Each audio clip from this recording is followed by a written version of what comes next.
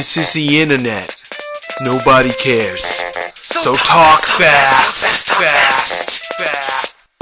You seem like a great guy, but I gotta be honest with you. This is the internet, so nobody cares. You better talk fast. What's your name? What's the name of your company? I'm Amir Rao. I'm the studio director and co-founder of Supergiant Games. Oh my God, you're so important. I can't believe you're just sitting with me in the line for your game as we interview. What's the name of the game you're showing off today? We're showing off Transistor.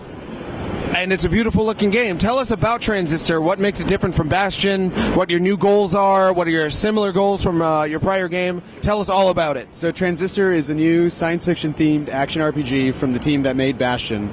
We have all the original creators back and a handful of new people who have joined us on our adventure. Transistor is a totally different world, totally different atmosphere, totally different tone and character than Bastion. But it also features a new sort of strategic combat system where you can pause the game at any time, plan out your moves, undo them if you don't like it, and then hit execute to just see the main character, Red, perform all the actions at once. Then there's this tense moment while your transistor recharges before you can use it again, and it's supposed to bring some of the sort of suspense and pleasure of turn-based games into a more immediate real-time context. Whoa, you are good at talking, too, and making video games. One of the things I loved about Bastion was the narrator. How have you taken that concept of kind of voiceover during your game and used it for Transistor? Yeah, so we're always interested in doing stuff with sort of reactive voice. That really worked for us in Bastion. In Bastion, the narrator was sort of all-knowing and omniscient, sort of told the story as it was going.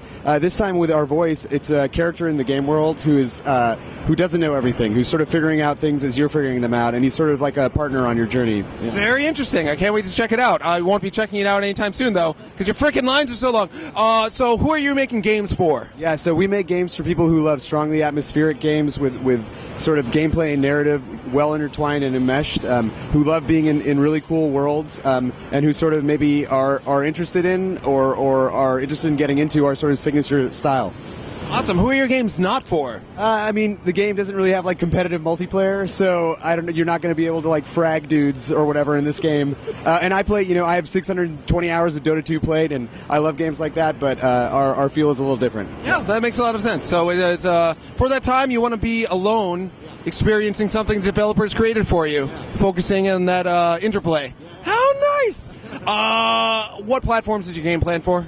So we have, no platforms announced right now. We're just sort of figuring that out as we go. This is the first time the world has seen it, so yeah, we'll see. We're planning early 2014 for launch. Exciting. What are you doing with your life? Sum it up in one word. Why are you making these video games? What do you want people to feel? What do you want to change? Yeah, I mean, in one word, I'd say care. Our games are made with care. They're made with a lot of love and attention. I think you can sort of feel that people, like real humans, made them, and for us, it's really important for that to come out in our work, and for the thing we spend, hours and hours doing, it's just care. Tender love and care, guys. Transistor, check it out.